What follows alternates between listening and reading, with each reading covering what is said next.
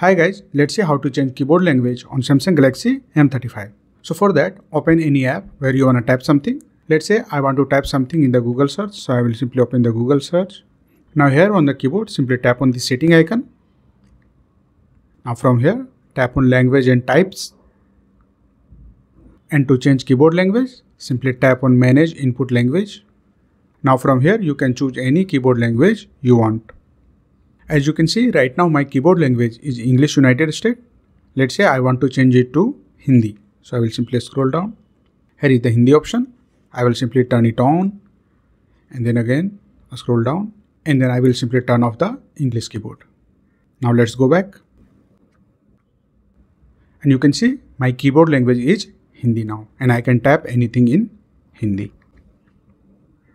So that's it guys. This is how you can easily change keyboard language on Samsung Galaxy M35. If you like this video, please subscribe the channel.